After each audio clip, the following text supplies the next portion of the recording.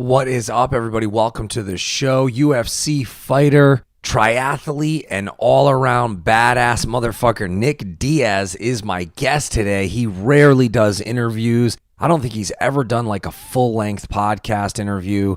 This is incredible. I can't thank Nick enough for coming on and giving me this opportunity to sit down and pick his brain and listen to him just go off about a lot of different stuff. This was a lot of fun, and I really, really want to thank all you listeners out there for supporting this show, everyone who is subscribed over at gasdigitalnetwork.com. I really appreciate it. I hope you all had a safe and fun and happy Thanksgiving with your families. I'm really, really, truly grateful and thankful for all your support, all you listeners out there. And if you're listening for free on iTunes or SoundCloud, just want to remind you that the best way to support this podcast is to subscribe over at gasdigitalnetwork.com. Use the code JASTA. You will get access to over 195 other episodes in my archive, plus about 20 free songs that you can download or stream in the bonus content section. Now, before we talk to Nick Diaz, and we got a lot to talk about with Nick, I want to thank Monster Energy Drink. Drink their drinks, support their artists, support their athletes. They freaking rule. Check out our compilation that comes for free with every order over at martyrstore.net. That is brought to you in part by the support of Monster Energy Drink, and it's got tracks from Hatebreed, Terror, Nails, Dead by Wednesday, Mark Rizzo's solo band, and a bunch of other great acts on there. Go to martyrstore.net, pick up a Coffee Death Metal Push-Ups t-shirt, maybe get yourself a Brent Hines Green and Sober shirt or a Lyric Police shirt. Whatever you fancy, it's over there. Go to martyrstore.net. Also want to remind you of the app Vivo. It rules. It's got a bunch of great videos on there. Send me whatever videos you've been watching on the Vivo app. If you haven't downloaded it yet, it's in your app store. I suggest you check it out. They are supporters of this podcast, and I'm going to be doing some work with them in the future. Want to make sure you check out my playlists on there. I got a Coffee Death Metal Push-Ups playlist. I got a bunch of other video playlists on there. So check out that Vivo app and give them a follow, Metal on Vivo and at Vivo on Twitter. Also, there's a really cool app called Depop that I want you to check out. I am selling some items. I'm continuing to donate the proceeds of most of these items to Mike from I Hate God. He's been on the podcast before. I've already donated once. I'm going to do one more round. I've seen a bunch of people have bought stuff off there. I appreciate it. Just follow me on Depop. Once you've downloaded the app, it's at Jasta. And Depop is basically Instagram and eBay in one. So for those of you who ask me for stage bandanas, stage shirts, wristbands, sneakers, I get a lot of requests on Facebook and at the Jasta Show at Gmail email for stuff that I've worn on stage, old laminates, memorabilia, things like that. I'm going to put a little bit of that stuff up there for a limited time, and some donations are going to go to Mike from I Hate God. So check out Depop. All right, everybody, thanks for letting me get those plugs in there. Now let's talk to the man, the badass motherfucker himself, Stockton's own Nick Diaz. Hit the music. Start this motherfucker!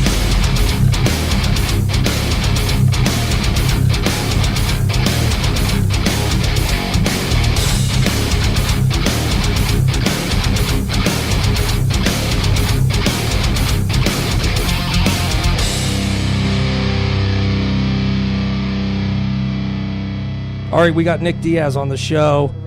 We just came from Sirius Satellite. It was great. Great appearance with Opie. He's like your typical old school radio dude who really gets it. Like where you can go on a show and it doesn't have to be all MMA talk. Yeah, I like Opie. He was looking at me like he had understood exactly what I was saying. You know. He's a big fan too. Have you done like you've never? Were you on Jim Norton's show or? I'm not. You know, I'm so bad with names. Yeah, that's probably the worst thing to say right now. he does the show with Matt Serra. Oh, I don't think I was. I was on a show the other day, and I forget almost everybody's name on there. They were great. It was here at the same place I was just with you at Sirius. I wonder if it was the Countdown with Lewis, because he said. Yeah, I was with Matt. He was telling me I'd suggest you go on this show. I was like, all right, what is it? Who is it? Yeah. And so I'm like, all right, let's let it rip. and it felt good. When you do like the MMA media and stuff, they don't really like. I always felt like you were painted into this kind of picture of being like this reclusive guy, doesn't want to talk to the media, doesn't want to talk. But really, it's like, how much are you going to talk about? You're not going to give out your game plan. At the time, I'm a half of my career I've been in my early 20s, and when I was in my early 20s, I wasn't like I wasn't well traveled. I didn't go to college. I did jujitsu and I taught class. I only talked to people that do what I do, and where I live, it's like I had a bunch of jujitsu bums, and here and there you had some more sophisticated type of people in and out, but they're there to learn from me. I'm not learning much from them, and they don't have a lot of advice for me, and the stuff that they know about isn't really going to help me out. If I can learn about whatever sort of business that they're in, that's great. I do, but it's like I said, people who do what I do though, they don't stay in Stockton. There's just not a lot of successful people that do anything like what I do that stay in Stockton. Yeah. Have you thought about, if I know we were talking about this off air, but have you thought about like if you do your own show, keeping it just totally separate from MMA, and then getting all these sponsorships that you can't do because of the Reebok deal or whatever? Because I feel like triathletes, people are into jiu-jitsu, people are into your lifestyle, veganism. I definitely got a lot to talk about other than just MMA stuff and how to kick somebody's ass and what to do and not to do when it comes to jiu-jitsu, or I got a lot to going on. Being a fighter, I feel like my job is like to understand people. I'm a really serious people person. I understand probably who you are, where you came from, why you did this or that.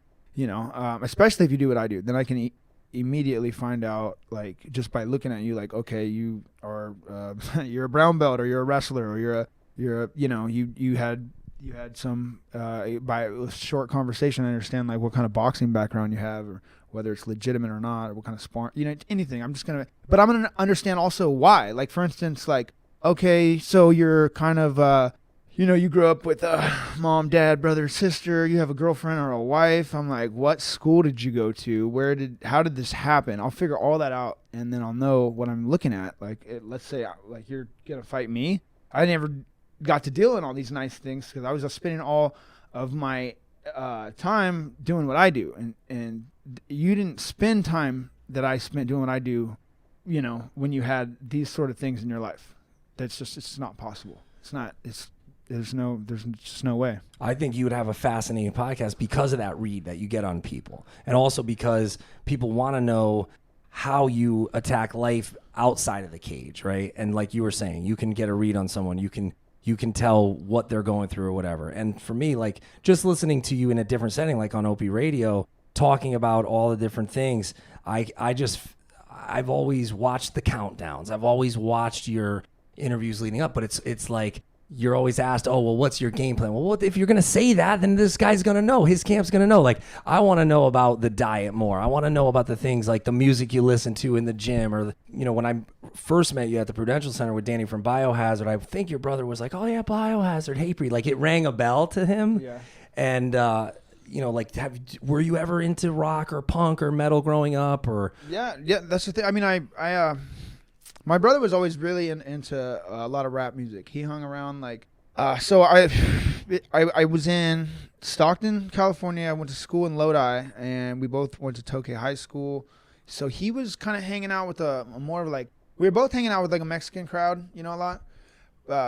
He was just more like a year or two younger. Like the rap music at the time was more of I'm more of an old school 80s rocker type of guy at the time. I listened to rock music. My friend didn't like rap music. His dad was locked up, and he just had it. He didn't like rap, and he didn't like the urban sort of thing. And he was kind of like my older brother type of guy, And it was a trip. I looked up to this guy a lot. I was trying to date his sister. He was never too fond of that until we got into high school a little bit, and he kind of let me start dating his sister. But so I listened to rock music with him all the time, and then he was hanging out.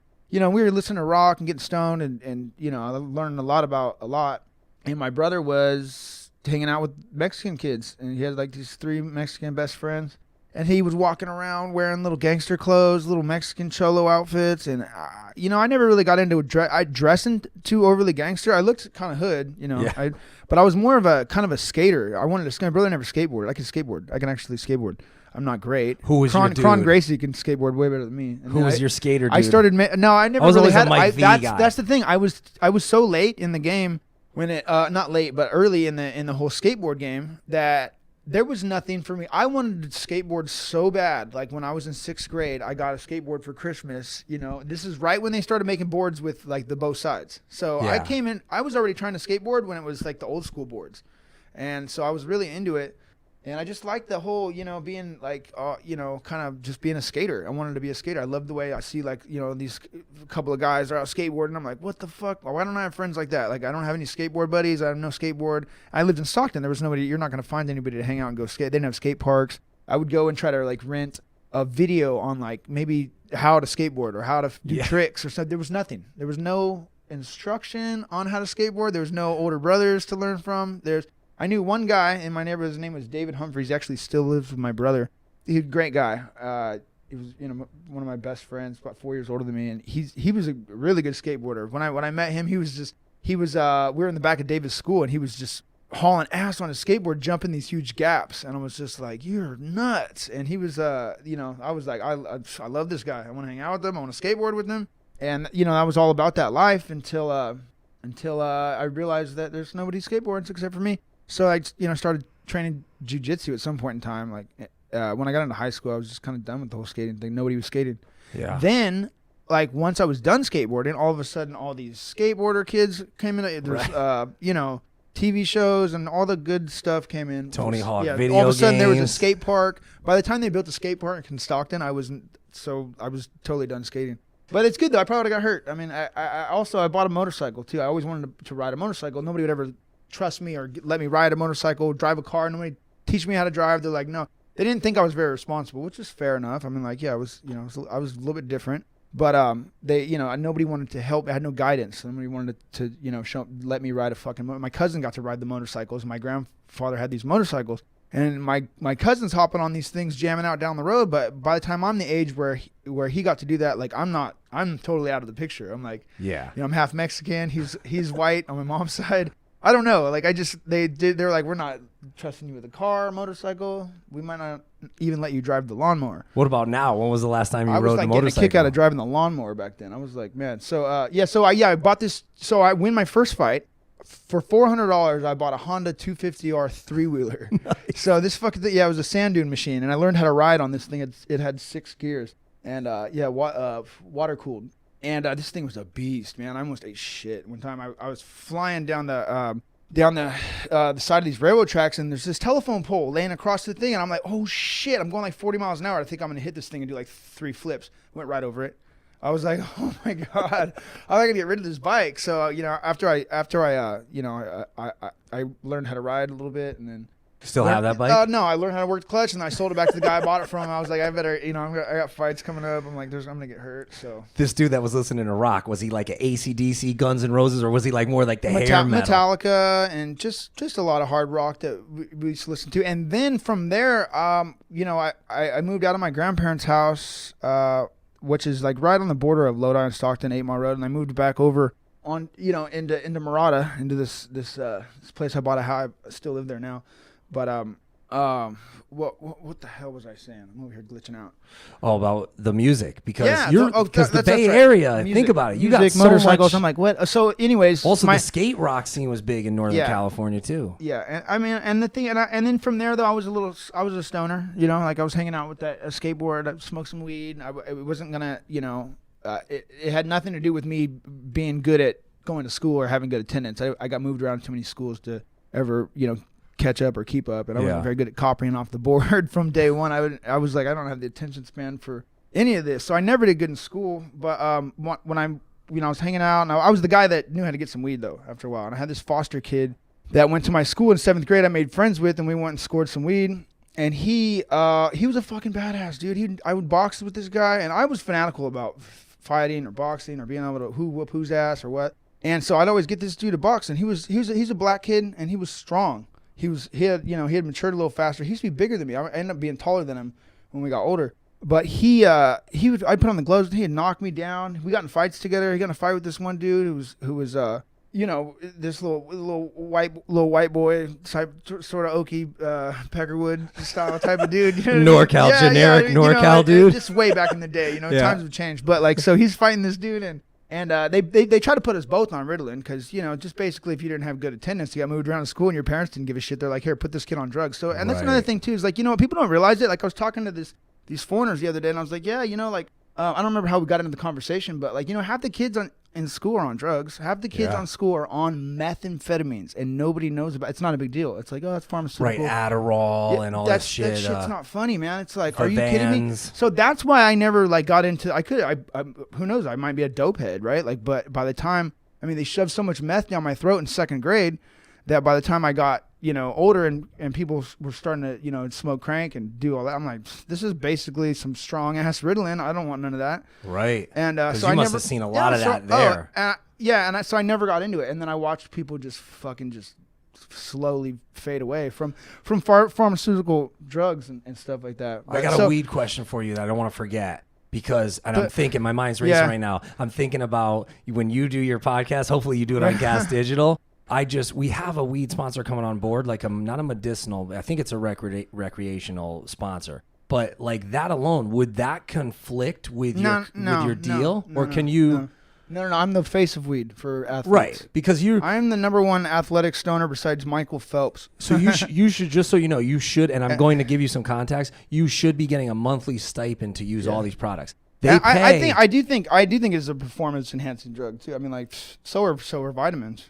Yeah. But So is like yeah, fucking Benadryl or something, right? Right, Like if you're you know, not it's sneezing just- during the fight, you're having a better fight. but yeah, people get really misconstrued on that whole thing. Are you against that though, or do you think you could work with a sponsor and do like a I'd like to start shedding some good light on this stigma that, you know, people that smoke weed are lazy and they're not thinkers or something. I'm like, dude, that's just, you know, it's really limiting to to die without ever smoking any weed or indulging in some way. Because I mean, like my grandfather died. I don't think he ever, you know, and I feel some type of way about that. You know, I hate to see my grandmother go out the same way, but I don't know if I ever seen talking any sense into these old people. I don't understand it. Like the thing is once you've actually gone down that road, then you've subjected yourself to the other side of things. Like, you know what I mean? And you got to start to see perspectives and just not limiting yourself to understanding those perspectives is a really big thing to me. Like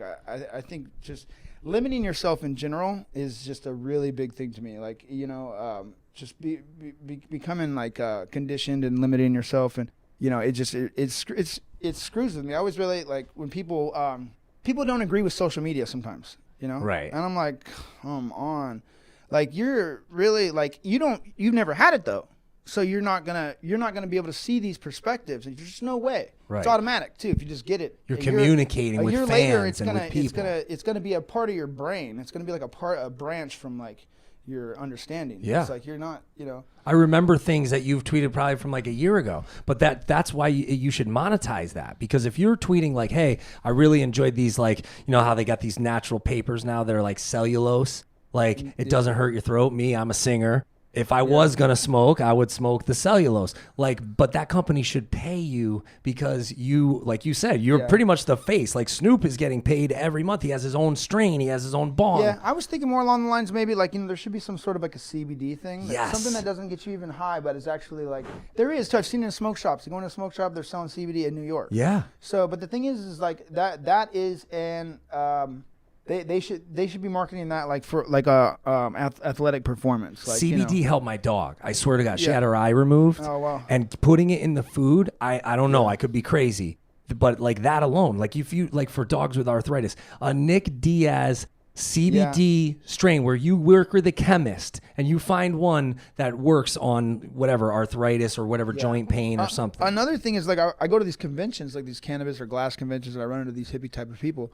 And they're really, you know, fanatical on these subjects, and they're really like, you know, like one guy came up to me and he's like, you know that they've been coming like they've been having like these breakthroughs on like brain chemistry after like a concussion or a contusion or whatever you call it, you know, and if you get this THC CBD into your brain within the hour, it's like really huge. Really? I'm like, so now I'm over here getting kicked in the head and knocked out over here. And now I'm like in the back room, but I can't take a piss for like, I'm dehydrated. It takes me a long time. They always think I'm trying to like douse my test with drinking so much water. I'm like, I can't take a piss without drinking water.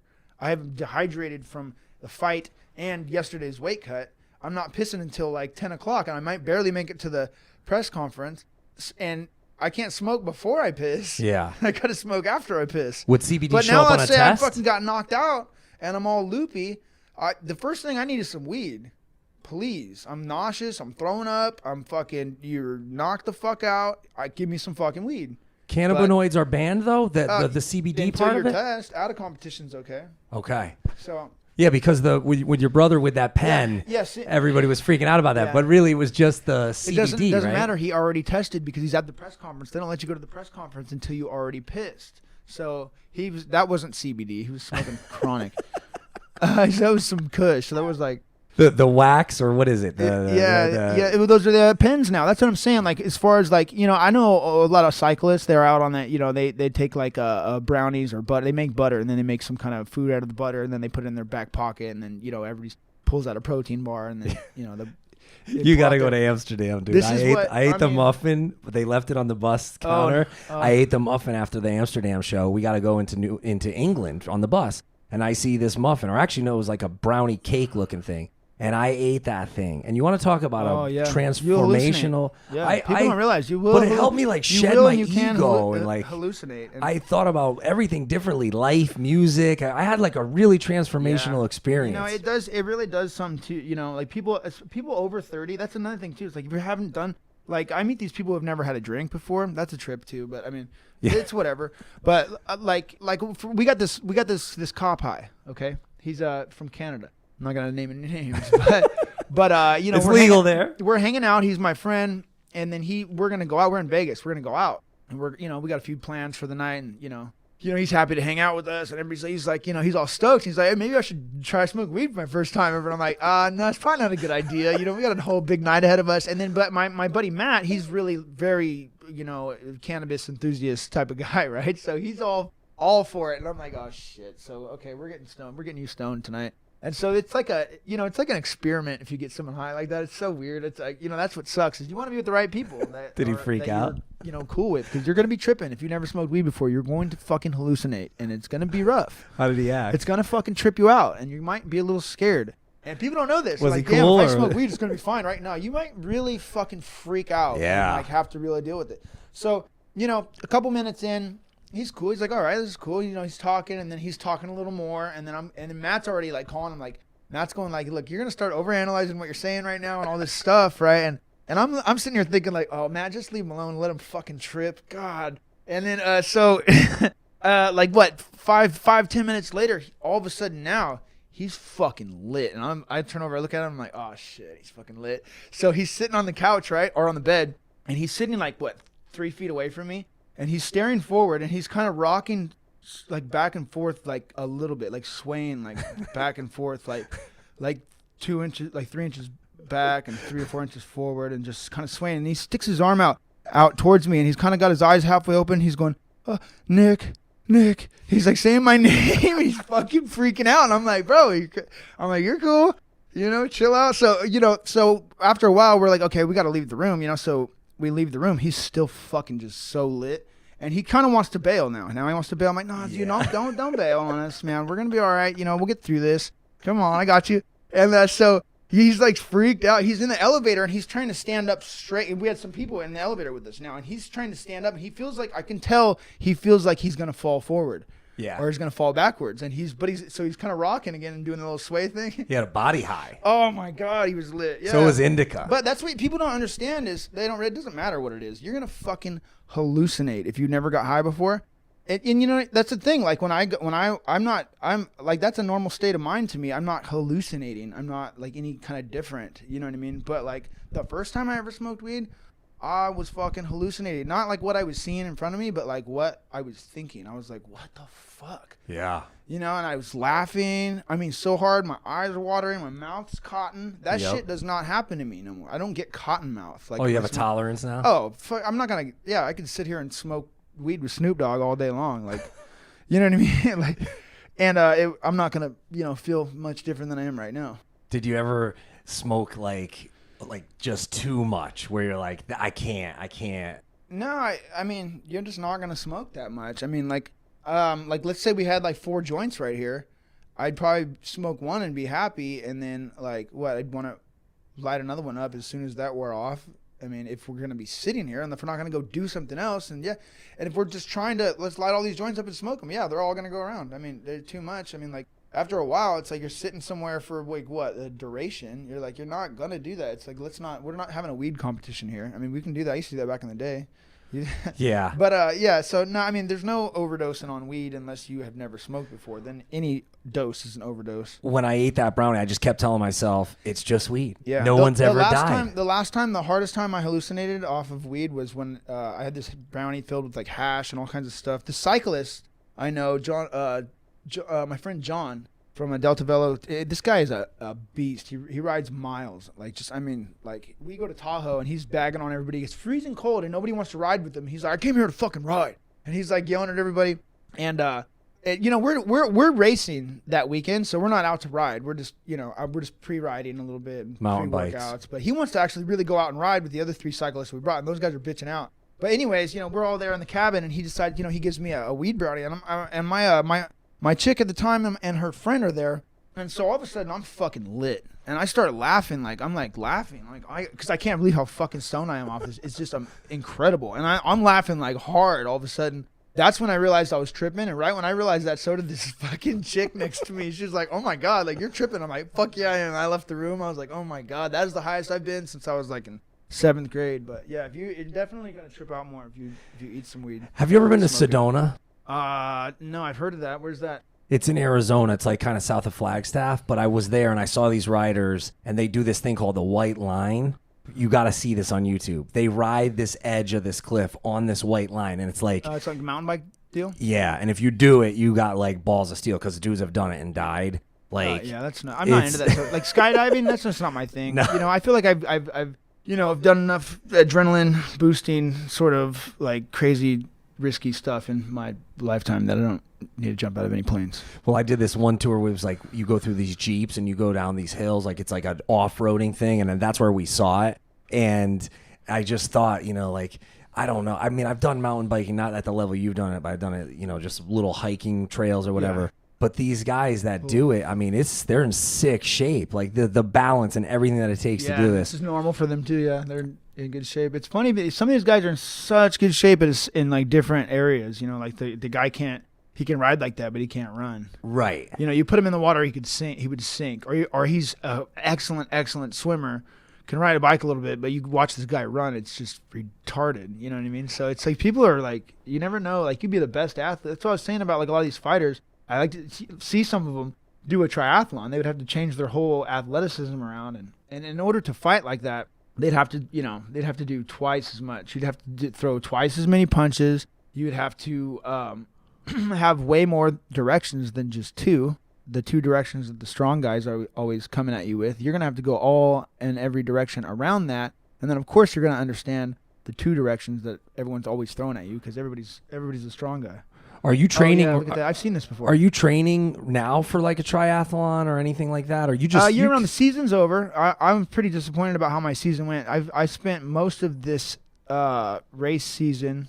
I did 4 races at the beginning of the season before all this McGregor shit started happening, and I had to start helping my brother. And then we had to take off to Las Vegas for the first fight, and then next fight, coming up real quick after that. So it really screwed up my whole season. I had a bike stolen. I was supposed to like maybe work with Specialized or somebody to get a new bike, maybe at cost or something. It's a $10,000 bike. So that never happened. So I was out as far as road tries. And then the Xterra Tahoe triathlon, that one of my favorite race, I'd have been happy with 5 to 6 races, maybe getting that one in this season. So the least races I've ever done in a season since I was 18 years old. Usually I get 8 to 12. So 4 races after the McGregor fight was over with. I've been making appearances and networking with whoever's the right people to talk to, in and out of nightclubs, trying to do something rather than nothing, hitting the gym, putting a 5-mile run in a couple times a week, and plenty of push-ups until I woke up wrong. My neck's kind of screwing with me, but I understand what I'm doing right now. Like right now, I'm trying to fix my situation. Like if someone offered me a fight right now, it's not going to happen. I'm like, no, I'm going to work my way into the right situation. Yeah. And then once I'm there, then we can talk about a fight. So that's what I'm doing, something rather than nothing. I've been in Stockton for my whole adult life. I was 37 fights, 35 fights a year. 17 years later, all I was thinking about was weight. What am I going to eat? I just had to do all that in Stockton because you don't want to change what works. You know what I mean? And I was never really well traveled other than like going somewhere for a fight real quick. And you're concentrating on the fight, and when you're done, you want to go home. Yeah. So as soon as I didn't have a fight, I've been moving. I've been around. I've been here. I've been there. But my tri-season has gone to shit this season, and I'm not happy about it because usually I make improvements every. I would like to see how I would have done this year in some of these races, versus last year and the year before that. Because I'm always excited. That's why I do this. It's all on paper. It's all on my times and everything. I make improvements on it yearly, like every year. What's So the this goal? year Like an Ironman or something? No, I've raced Ironman. You did? I've raced full distance Ironman. Yeah, that's not something that's like, you have a lot of time to prepare for and recover from. So you don't really, you don't really book too many. The one time that I did a full distance Ironman, I got suspended. Really? So, shit, I'm suspended. I gotta go do an Ironman now because I got time. Okay. So, yeah, because you're for 2 weeks after an Ironman, like especially your first one, you're gonna be like, you need to have a break. Like, Yeah. Probably like active recovery workouts for a month. Nothing hard at all.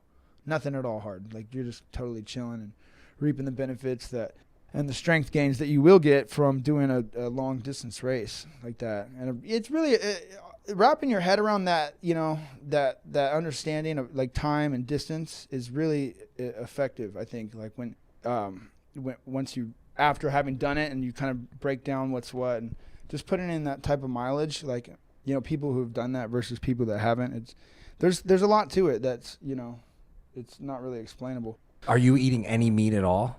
No, I do some seafood sometimes, but I'm not the biggest seafood fan anymore. Like, unless it's like some really good seafood. Like if we're in like Las Vegas, That's landlocked. you know what? I like, But I they think FedEx it in, I don't maybe. care. They have great seafood there. They have high-end seafood restaurant. If you go to like Hawaii, everything by the beach or where, it's all seafood. So it's like I started eating seafood again, but I didn't eat it for years after that whole. People were just Fukushima? people were going off about it on the internet. It kind of freaked me out, and I started hearing about dead fish at the bottom of the ocean and stuff like that, and it just kind of grossed me out. But the thing is why I stopped eating seafood initially, because I always ate seafood when I went vegetarian, but I stopped because I was eating too much shrimp. I was eating too much shrimp. I was like, there's shrimp and that's an option. I'm getting it. And so once I stopped, I was like, I never needed that fucking shrimp. And that's what was making me feel like shit eating shrimp talk. Because you get done training at 11:30 at nighttime. And now the only thing that's open is El Foros Roaster or El Forastero taco place. Like that's, a drive through. It's banging too, I bet. It's not bad. It's not bad. I get sick of this shit. The taco trucks are better. That's another thing. I'm in New York right now, right? All the taco trucks here are Indian food. So it's weird, right? I feel like if a Lodi taco truck made its way out here and was just posted, it would fucking kill it. It's freezing cold. You want some spicy hot sauce? You got lemon, jalapeno. Like I got a veggie burrito, and you got tongue tacos and carne asada and all that stuff. People like that shit would kill it out here. I'm like, that's exactly what I would want if I was freezing my ass off. It's another thing is they don't have any. There's no Vietnamese. There's like no pho. There should be like a pho restaurant on every corner. I've seen Korean food everywhere. I've not seen any Vietnamese food, but. Next door is this place Oceana, which I went last night because I heard about the king crab. So I went in and I did the appetizer of it, which is like $50. It's kind of a waste of money. But they brought out this crab leg. It was huge, and they cut it open for you. And then I did the cauliflower soup with the scallops on it. It was amazing. But I kept thinking the whole time, I'm like, these fucking things live in our toilet. They live in the world's toilet. And it's like, I'll do fish, but I'll only do it like once every 2 months. The thing is like, I feel better. I just feel better if I'm not eating seafood. A lot of beans, a lot of green veggies. Just try. I don't like gluten. I try my best to avoid it. I don't feel like I digest gluten very well. Maybe that's because I stopped eating it already. But I just don't think it's the best the best food for like. It's in everything. The wheat is like we don't need that much wheat, but of course the industries and the whole that's what they're pushing, and that's what people are putting in food, and that's just the way it is. And it's So, cheap. And yeah, they that's mark why I it like up. Asian food, because you can get, if you go to a Japanese restaurant, the only thing that has wheat in it is the soy sauce. True. And, you can get in a Vietnamese restaurant, usually there's no wheat. How's your Unless passport? and soy sauce there too. Because but- you fought in Japan in Strike Force My- or in how's my what? how's your passport? As far as what? I mean, it's blue. It's like No, like forest. like you have no issues, right? Like going into Canada or like when you travel. Because I was mentioning before about Amsterdam. Like you have to go. Like right now, it's Yeah. $500, $400 for a round trip flight out of JFK. Yeah, I know everyone's trying to get me to go right now. I feel like I have a lot of things I need to do in order to feel like productive, like I'm going in a certain direction, and taking a trip, which is not necessarily a vacation, because I'm sure I'd be doing some sort of work there, but that's one thing I've never really done, is taking a vacation. I've never Well, you done- could do a I've never gone anywhere seminar. like, oh, I'm going here to relax. It's never happened. You couldn't like. I know what you mean. You don't Yeah, want to like. I would be going there to do but I can do those here right now, and I just don't really feel like sitting on a 17-hour flight. That's the worst for me. I can't. I mean, anything more than a 3-hour flight, I'm dreading the flight home. What was the fight in Japan? I thought I watched it not too long ago too. That I fought in Yeah. Japan. I fought Takanori Gomi. Gomi. And he was ranked number 1 pound for pound at the time at 155 pounds. I never got the credit for beating him because I tested positive for that. But then after that, I went and won the Strikeforce championship after I did that Pride fight, or Elite XC. Yeah. So I did, yeah. I mean, I did a lot. I mean, people, How did they start testing though? Wasn't it like known that they weren't testing? Like, why did that even happen? yeah, it was, they just started it with me, and they made an example. I don't think anybody had ever tested positive in MMA before me, as far as I knew. And I submitted all sorts of tests. They were never testing them. So my first fights, I never, like Robbie Lawler, I was smoking weed that day. No way. I didn't think there was anything wrong with it. I didn't Right. think there was anything like, I didn't know it was illegal. I was just like, fuck, I'm killing time walking around, walking in circles, in the morning and the afternoon leading up to this fight that's going to happen at 7 o'clock. I'm like, God, can we just kill some time? Of course you want to smoke some weed. That'll make things a lot better. Do a lot of guys smoke and then roll? Like they'll do jujitsu. It helps them. Sure. Before I walk into the gym, I'm going to smoke some weed. I'm like, shit, I'm going to have to wait, or we're going to have to wait until we leave to smoke. Better smoke right now. I mean, yeah, it's just so what happened with me is when I was a freshman and I was training at the Animal House gym, like back then too, you wouldn't have been able to tell anybody like that you were smoking weed and you're coming. They probably made me leave class as being prejudiced, like, So yeah, when I'd come in, I didn't want no one to know I was fucking lit, but I wasn't about to go in some hour appointment of any type or workout or anything without smoking a little weed first. So. But when I was fucking lit, and I didn't want to talk to nobody, and I was like, shit, they're going to know I'm high. So I would start working out like crazy. Like, okay, we're in a gym. What do you do here? Work out. Well, that's what I'm doing. I would get right to it, and I would jam out. And I would be in a hurry to break a sweat and get into a workout so that I'm not high anymore. But I'd still be high, but just not a comfortable high. Right. Not just fucking stoned and sitting there like, oh, fuck. Like everyone's looking at me or something. Go Yeah. ahead, look at me. I'm working out. So that really worked out for me. So it was more of an anxiety thing. Yeah, my trick was when I got in there, I'd be fucking loaded, and I was like, shit, I better work out fast. And so that's what I would do. And then they were like, damn, this kid's a machine. But you didn't have like depression. It was just more of a social anxiety reason. You wanted to be more level and I balanced. liked smoking some weed, like you like drinking a soda or something like that. Right. It's just something you do. Like steak and potatoes. It's fucking, Yeah. it's amazing. It does to me though. I don't feel like weed has that like stoner, like Fast Times at Ridgemont High type of reputation anymore. Like there's high functioning people like yourself who Yeah. do insane activities, Yeah. like triathlons and Ironmans. And I mean, if you lay down and smoke weed and lay down, it's going to enhance your little lay down. You're going to have that's what you're going to do. You're going to do it better. If you lay down and smoke some weed and try to go to sleep, you're probably going to sleep a lot better. If you smoke some weed and you go run, you're probably going to run a lot better. If you smoke weed because you're hungry, you're probably going to be pretty happy about smoking some weed because you don't have any food. If you are not hungry and you need to build some appetite now and you smoke some weed and you start eating some food, you're probably going to be pretty happy with the food you're eating. So there's a lot of uses for anything. I mean, like anything you can come up with, as long as you apply that understanding that, this is going to help, it's probably going to help with whatever you're dealing with. have you ever been in a mosh pit? I'm not a big dancer or a big moshy type of person. I'm always standing outside the mosh pit, You know, I'm not a big, I fucking enjoy a mosh pit. I just don't want to be in it. Because when I had Kimbo on the show, and God rest his soul, it was one of the coolest episodes. I was showing him the Hatebreed videos, like I was showing you on my Instagram. Yeah. And he's like, they're really hitting each other. Like, what the fuck? They can't figure it out, right? Right. And he's bugging out. And I said, I want you to come be in a video, and you'll be like the pit enforcer in the video. When people see you, they know to like chill because they'll be like, oh shit, Kimbo's in here. So now, since Kimbo, I'm sure he would totally approve of this if we do the next Hatebreed video and you can be like the pit enforcer in the video, like making sure dudes don't front. Because this is what I say at our shows. Like when people are fighting, I'm like, go join a fucking MMA gym. Like you'll be humbled. Like the couple times that we took a trainer on the road with us, we had this guy Cesar Cabrera, who's a Gracie guy in Kansas City. He's like this big, like literally, and he would choke me out, and I'd be like, fuck, I got to do a show like.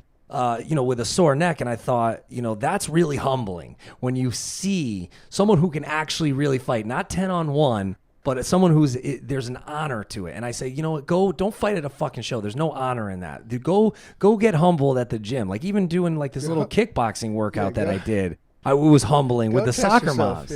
Yeah. But that would be hilarious. Like you making an appearance in the Hatebreed video as the pit enforcer, if you want to do it. Oh, this is Lewis. But yeah, so with the see, I call it coming out of mosh pit retirement. I got the last time I was in a pit was for the band Slipknot. Do you know them? Yeah, I love Slipknot. Yeah, I've great. Seen them live a whole bunch of times. They kind of put us on. Like they kind of really gave us our boost. Like going on the Ozfest with them. They took us to Europe, took us to Japan. And Corey, the singer, he has his own show on like the iTunes Beats or whatever, the Apple Music. Yeah. Like they kill it. But that was the last time I went in the pit. But again, I got hurt. And I'm like, I can't be playing my show the next day hurt. Oh, yeah. So like the fact that you do the amount of games. the amount of physical stuff that you do and then actually go into a fucking cage and fight. I mean, do you taper it off when you get closer to fight night, or do you still like ride the bike, and do you wear a helmet? Yeah, no. Yeah, I'm fully geared. No, yeah. Right. Yeah. I'm not like worried about falling off a bike close to a fight. I'm like pretty sketch, and I don't want to. I'm not like out doing tricks, and I'm keeping my eyes on the road. Of course, you can eat shit. I've actually ate shit a lot harder going slow than fast. It's kind of weird. Like one time I fucking fell right on my face, did like a full scorpion backwards spin, and went right over the handlebars. And I hit this cord that I couldn't see. It got dark. I rode 100 miles. 101. I wanted to say 102 or 101. Before I go home, I'm pedaling around on the back behind my house. There's like this new development, and there's this cable that was connected to concrete, and I was gonna ride right through the middle of this, and I couldn't see the cable. It was too dark, and I was going like 3 miles an hour, 2 miles an hour, and I just came right up on my front wheel and face planted straight head first. If I didn't have my helmet on, I really would have been fucked up. I really could have got fucked up from that, because I felt my helmet hit, and that felt good, but my chin also hit too, and so I chipped my tooth. I'm crying to my dental hygienist, Lindsay. I'm like, yo, I need... my teeth are fucked. I'm like, so I go in there and she kind of fixes me up. That was depressing. I mean, I just had a really good 100 miles and now I'm busted in the face. I was all fucked up. Just couldn't believe it. Right at the end. It was the middle. I was dark and I was all by myself outside in a new housing development where there's nobody living in these houses. And it was like, my house is like kind of right around the corner a little bit. And I'm fucking laying there for a minute. I was like, I didn't even move. I could get up right now, but I'm just going to lay here and think about how fucked this is for a little bit. What's the farthest you've gone? Like, what's your mileage limit on a bike? But like, usually when I'm moving though, and I'm going fast, I crashed in a race one time. These guys didn't tell me to make the turn because they're standing there supposed to be doing their job and saying, oh shit, go this way, left, and stuff, so you don't go straight. Well, they fucked up and didn't tell me to go left. And I got 2-3 dudes trailing me, like, catching up to me. And I'm like, I just passed them. I'm like, I'm moving. I'm like, time to make a left. And then these guys tell me I don't want to like repass these fucking 4 dudes. It took me a long time to catch them and pass them. And so I hang this left way going way too fast. But I was like, oh shit, go left. Okay. So I try to go left. Don't make the turn. I hit like this little center divider type of cement 4-foot sort of thing. Did like a full flip over the handlebars. Came clipped out.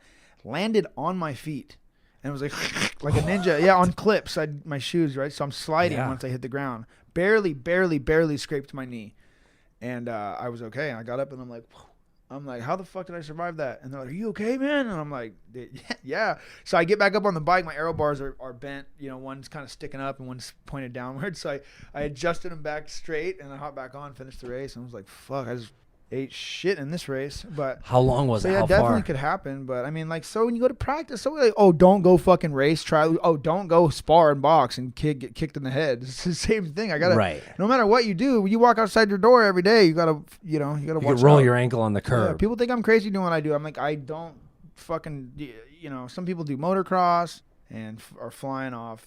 Downhill, I'm really, really good at downhill. Not into it though. I don't Yeah. want to do a downhill. I want to go out on a ride for an exercise and a workout and cover some ground and do some mileage. I don't want to take or truck it up to the hill just to ride down or take a what do you call it, a lift. I mean, it's fun. I would do it, but for me, I don't have that kind of time. I'm not going to feel as productive if I'm doing that. I'm actually doing these things not because it's fun, but because, and it is fun, because this is my life. I could be sitting on a fucking elliptical in the same spot in the same sweaty ass room, just swimming in that shit, just like all these other idiots are out there doing. All these guys, they think they know what they're doing, and they put a fucking training mask on. They hit the bag real hard. I'm like, you look like such a joke to me, because I've already surpassed this whole. Like years ago, I was like, okay, and once I did that, once I went out and I started putting miles on, not just on the road, but I started, I started doing swim workouts and doing doing road tries and doing riding with the roadies, and then I see why people do things, and then like it's nice to get out on a nice run or on a nice day and cover some ground and get out somewhere, go do something with your life. You're not doing something in the same shitty gym every day. This is your life. This is dedication. Guess what? You're going to hate it so bad that you're not going to amount to doing half as much as I did just because I got out, and saw some sights.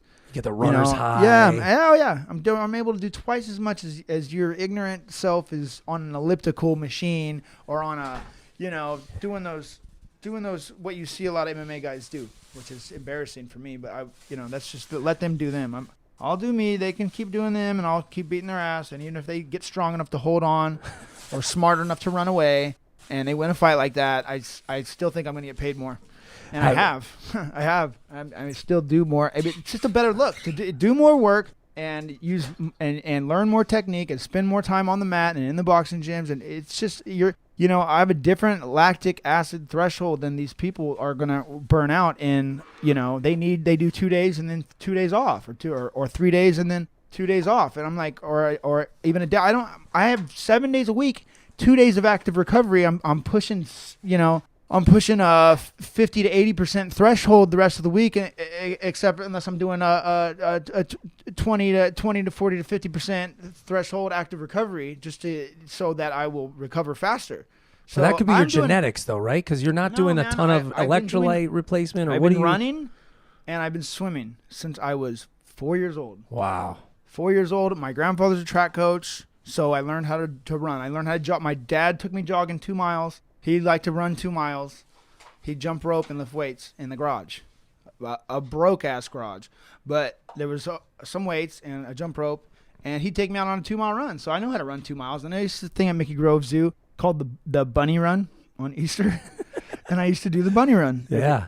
Every year I would get all stoked and do the bunny run. And one year this kid beat me, and I was fucking pissed. So I was into running a little bit. And, I got competitive swimming because... Not because I wanted to be a swimmer, not because I wanted to swim, but because there was a guy on the block next to me that was about to fucking beat me and then feel good about it. And I was not having that. So I would swim fast. And if I look over in my lane and I could see somebody next to me, I'm swimming. My times were better. So of course I was competitive. But then when I got into jiu-jitsu, I had really good endurance for it. People, I wasn't strong enough to explode and use my strength on someone stronger than me. I was 15. So I would just, last them. I'd last people out, and then I'd learn technique, and I had I would slap a triangle choke on fucking anybody that walked in the gym. Back then, you didn't have a lot of talent, and I learned how to slap. I watched Hoist Gracie choke Dan Severin, and after that, I was like, motherfuckers are getting choked with the triangle choke. So they came in, I would slap. I got a pretty good bottom game for locking people up in chokes and arm locks. That's why you don't see people trying to take me down very often. They're trying to run away a lot more. Are you going to do EBI or one of these like Metamoris type of events? No, that sounds nice, but I just don't think it's the right thing for me right now at this point in time. I don't really like the idea of competing with these guys that are not fighters, and they're, I feel some type of way about them. I'm not quite sure. I understand that if I was them, I've worked hard. I would want to promote my sport and my thing. The thing is they're not fighters, and they're never going to be. They're never going to be. And they're always going to consider it like they're doing they want to turn it into like, okay, you got a match coming up, or they come up to me like somewhere in jiu-jitsu. I was in competition, but somewhere at the end of my competitive jiu-jitsu career, I noticed people coming up to me. They're like, oh, yo, so are some of the jiu-jitsu events I went to that I wasn't competing in too, they're like, oh, you fight today? You fight today? I'm like, I what? I fight? No, bro. None of you guys are fighting today. All you guys are doing jiu-jitsu today. And it's just like, once the IBJJ and the whole thing started getting big and new rules came into play, and all these guys feel some type of way about it, really. I mean, like, they I don't want to see these guys fight. I don't want to see anybody fight. I don't want to see no one get hurt. But I just don't like it's hard on me to go and do a competitive match jiu-jitsu with somebody who does, is not fighting, and especially if they're not going to be respectful. You know what I mean? Like, all of a sudden you're not having, like, my friend Shields, he does a match with this kid AJ, and I like AJ. I hung out with him after that. I met him, and I was like, oh fuck. It was what it was. You're cool, but I mean, he's not a fighter, but he's like, Jake Shields does a match with him, and now he's like kind of like talking shit and acting like tough and hard. I'm like, dude, we're doing a jiu-jitsu match. This is like shake hands, be friends. And you're lucky he didn't punch you. Shake hands, be friends, and see who wins. You know what I mean? And now this guy's kind of talking a little bit. So Jake slaps him. Jake's like slapping this dude like in the middle of the match, and like, see, I don't need to put myself in that position. I just don't. There's no reason for it, and I don't think the other person needs to do that either. It probably wouldn't be a good idea. And I guess Chael got John Jones to do one of his. That's things. Great. I don't think they put too much thought into this though. But the thing is about them is they're both fighters, so that's where it kind of like makes a little bit more right. And they were suspended, so it's like maybe he gets a check. I just don't like fooling around with it. I got a lot riding on what I've built and what I've worked for and towards, and I just don't. I could train with anybody. You want to fucking train, come to my gym. I'm not trying to show up at people's gyms and try to hop on their turf or their scene and have a hardcore training day. But like, there's jiu-jitsu on a respectful level. Like, it's great. I mean, the Fanatics, the reason why I never went back to it, the only times I rolled with this guy, Caesar, who I'll give a shout out, the reason why I never went back to it because of the fanaticism of it. And we have that in metal and hardcore, like those people that just become too fanatical. You got to be good, but at the same time, it's like what people don't understand is, you get a guy after a 2 or 3 years, he's worked really fucking hard, 2 or 3 years. He's got everything in front of him, sees what he needs to do. People are telling him, coaching him. He's worked really fucking hard. So now he's at a level of understanding. It's a huge understanding. It's like you're just a baby when you start, and then you learn how to stand up, and then you start making huge steps. And that's huge. I respect that. I understand that. But, I mean, we're talking 2 or 3 years.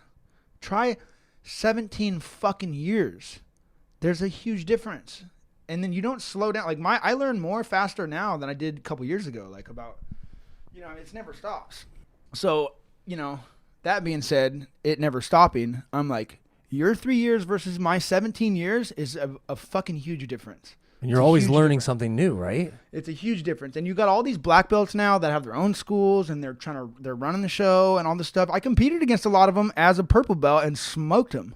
Really? Oh yeah. I did a lot of more competition than people did back in the day. I was the only one doing these competitions for free, right? Or you paid? I would go to the U.S. Open. Oh yeah, I'd pay. I'd do absolute division. I would do. They would have tournaments where they'd have gi and no gi and absolute division. In gi and no gi, I do everything. I would do it all. How many in a day? I would win most of it. If I would lose, it would be like the 2 points or something in like the white blue belt division. I started winning pretty good in the purple belt, and then I competed as a brown belt. I went up against the, you know who I went up against? I went up against Homolo Bahau, and I scored on him, and then he scored back on me. I won with an advantage. But I mean, and then Vinny Margadej goes up against him or before me. And just gets choked like nothing. Like the guy just gets his back, chokes him. I'm like, what the fuck? Wow. I'm like, how the fuck did you choke this guy? I mean, like, I did a lot of training with Vinny. I knew exactly. I was a year older than him, but he was really good, and he thought he was really good too. He was like, he was really good. I watched him beat some good people. I just watched his EBI. It was From great. He's fucking awesome. He's really good at jiu-jitsu. I learned a lot of things from him. I think he learned a lot of things from me too. But we brought him over here when he was like 20 or something. Okay. And but this guy Homo Bahal just gets him, chokes him, and I was like, oh my god. I'm like, how the fuck? So I go up against him, and then I single leg, I took him down. And then he's like, oh shit. He's like, I'm behind on points. So he's trying to sweep me. And then I think I might have got swept and lost on an advantage or something like that at some point in time. I don't really know exactly how it went, but it went something to that effect. But, and then he became like world champion like later on, Has there but ever? it just kind of paints a picture for me of like what I was capable of doing. That wasn't my weight class too. That was the absolute weight. I was two weights down from that one. That was like heavy. Oh, wow. Yeah. So Has there ever been a move that you wanted so badly to execute during the fight that you haven't yet? well, you know what happens is when someone else does it. Like when Shinya Oki came out and started like slapping all kinds of moves on people, I'm like, this motherfucker's taking my moves. I was like, what the fuck? That was, He heel hooked Alvarez, right? Yeah, and that really painted a picture for me too. You know what I mean? Like I just This joke. you know what? I have nothing against Alvarez. Like I like Alvarez. I've never had nothing bad to say about him. He started kind of popping off about. I don't care. He can say whatever he wants. He's got to sell the fight, yeah. Yeah, but I mean, just in general, like. He might think that that's a potential matchup down the line. I'm just disappointed in him for the fight. I'm like, I want to feel sorry for him. Something wasn't right, I right? want to feel sorry for him. I want to go like, man, I feel bad for you. But you know what? What do you think you're gonna get, dude? You have a whole. I don't want to talk about. I never want to talk. I really, I don't want to disrespect Eddie Alvarez. No, I know. We can skip that subject. What I'm saying though is that he's invested a lot of his time and efforts elsewhere. And not in fight, not in and time leading up to that fight. I think McGregor put a lot more time into it and understanding, and he was a lot more in tune with his understanding. Where Eddie Alvarez is kind of just thinks he's a winner and wants to believe that. Yeah. McGregor knows why he's a winner and know why he believes that. He takes it. He thinks about like for me, like I'm like I have to like base my faith in like stuff that works and shit I can see and stuff that I know, not just like, oh yeah, I'm gonna win by trying to pump myself up and go out there. I think about, okay, well, if this guy does this, I'm gonna do that, and I can see it. I know. I watch. Like I'm like, I know what I'm looking at, and I think a lot of other people, there's just not enough time in the day for them to do what I do and have a whole life on the side, which is for sure what he's got. Right. And the majority of fighters have that, and they think they need that. And I understand. I needed that too. I've had long relationships, but I mean, like I don't. I'm like, at the same time, I had one. It's like 1 foot in the door, and then 1 foot like 1 foot in the cage. It's the same in music. Yeah, like these guys are like waist deep in that shit, and then the other half of them is going into fighting. I'm like, I will fucking beat you to the ground in front of your whole life. In front of your whole life that I don't get to have. Yeah. I don't have that. You have a different fire. Yeah, that's just how I look at it, and it's not a good thing. It's not a bad thing. It's not the end of the world is how I got to look at it. It's like it's a curse. It's fucked. If I do it right, I can fucking make some money. Well, I think if you get the Nick Diaz brand into a situation where you're getting a constant paycheck passively overnight while you're sleeping, selling shirts, selling whatever products that you can market or you can get equity in companies in, this next big fight, I mean, believe me, I could sit here and be like, dude, I really want to see you fight Damon Maia, or I really want to see you fight this guy or that guy. But you need to do obviously the big money fights that are going to set you up for long term. Yeah, and these guys aren't really putting it all together to where, and as of right now, it's like that window, this generation, I mean, like, who's going to really, like I was saying about a lot of these guys, they haven't invested in the character. And if they were to now, it'd be fake. And the reason why they haven't been able to invest in what would have been their natural character in throughout their career is because they've limited themselves by having a lot of life on the side. And not wanting to piss people off, and they're afraid of the reaction. Well, that's just by chance because you grew up in Stockton and there is no life on the side there. It's not easy to settle when there's nothing to settle for. You know what I mean? So you don't. And that's that's kind of a sad thing. I mean, I think about it. I'm like, that's what it is. I'm like, I'm grateful for it. I mean, you want to say like, man, I would hate where I live, or I would hate I actually still want to live there. I mean, Same here, man. I haven't been home this whole year. I've gotten all kinds of shit done. I made a whole shit ton of money outside of fighting. But I mean, I want to go home. I would like to go home. I would like to go home, teach class, train, get out on a swim, go on a ride. You know. Well, we have an album. Our first album is called "Satisfaction Is the Death of Desire," and I got that from a Muhammad Ali interview where he's like, if I didn't have this desire to get out of the hood, to get out of a bad situation, I wouldn't have done it. Right. And so I can't. I at the same time was like, I can't blame people for indulging in a nice wife and a nice life with kids and all these happy things and a white picket fence. That's what I want too. But unfortunately, I don't get to fucking go there until I whoop your ass. Right. You know what I mean? I don't get to do that. And I'm not going. I mean, like, there's been times where I'm like thinking like I'm going in the wrong direction like that. Like maybe you get your girlfriend knocked up or something, but you don't know. But you're like, oh shit.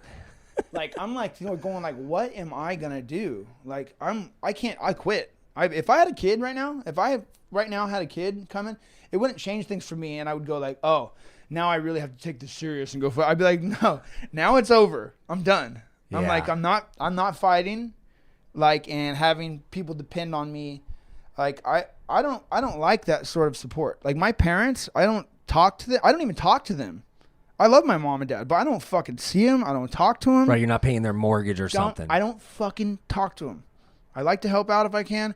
I don't talk to them because they know what I do. They want to know about it. They get in my business, and it doesn't enhance my sense of security. And I Yeah. don't think it enhances theirs either. So I stay the fuck out. That was a great thing you said on Opie, like when you said about just making your circle smaller. I had to do that in the music Dude, business. I didn't know how. I had to listen. Like let me tell you. Let me just try to paint a picture for you. I was going to Las Vegas. I take one of my Your I take entourage my best must have friend. been legendary. No, because I need to be in Vegas for I forget whatever reason. I'm throwing a show. I'm throwing a show called War. This lawyer. Oh yeah, you promoted this lawyer, Jonathan Tweedale's talking me into throwing a show. We should throw a show. I'm like, okay, is this gonna make money? I still don't know what kind of money I made or lost on that thing, but like I'm trying to get this guy to paint a picture for me. We're throwing a show. I'm using my triathlon coach, Damian Gonzalez, to help throw it. And then we go to Vegas, right? I've got my friend I just started drinking. I didn't drink my whole 20s. Did not have one fucking drink. Wow. Yeah, it didn't sit right with me when I was back. When I started training, I go out and try to have some drinks. It'd always kill my game, or I ended up sick after 2 drinks, and I wouldn't get drunk. It just didn't sit right with me. So I was, I don't have time to fool around with this. I just knocked it off, and I didn't have any temptation to want to drink. I was like, drinking's bad for you. It makes me feel like shit. I have Yeah. to train tomorrow. Yeah. So and I have a fight coming up always. So I didn't drink until I met Rhonda. Rhonda Rousey came to my house and she was like, motherfucker, you need to loosen up. Right. She was like, she put a bottle of tequila in front of me, boom, slid it over on the table. She's like, time for you to have a shot. I'm like, oh, all right, I'll get drunk with you. So, She's a bad influence. Oh yeah, no, she's great. I mean, who the fuck doesn't drink in their 20s? Like, come on. And Well, you had that me, I didn't drink discipline, my though, whole yeah. 20s. I was 30 by this time. No, I was That's 29. really I was disciplined. I was 29. Yeah, but there's no temptation when there's no understanding. You see what I mean? So I had fight. There's basically, I don't want to get drunk and get punched tomorrow. I want to go not get drunk and get punched tomorrow. That'll probably be better. So it's just simple. I didn't drink. People don't understand. I'm like, I'm like, look, when I say 3 to 5 fights a fucking year, I mean it. I Yeah. mean 3 to 5 fucking baddest motherfuckers that you've ever heard of in your life that will beat you to the fucking ground. You're going to fight them in 3 fucking months. And guess what that is?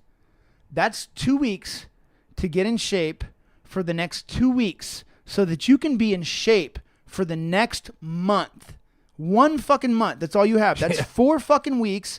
If the 2 weeks of sparring doesn't go good and training doesn't go good, your next 2 weeks ain't going to go good. So you have to pyramid all the way up with that month. And then all you have now is a little bit of time to polish before you have 2 fucking weeks of media and bullshit. Yeah. And weight cut. So now it's weight cut. So it's not 3 months. Right. It's And a it's a preparation. murderer's It's a row of preparation guys month. that you fought. It's a preparation month for a really hard, fucked up, hardcore month. For 2 last weeks is all you got. Then you have media, press, and weight. You're done. So like, you don't have time to fuck around. When you see these guys If that you're have like fighting a me, you don't have time to. I will fucking beat your fucking ass in front of your whole life. You don't have time to fuck around.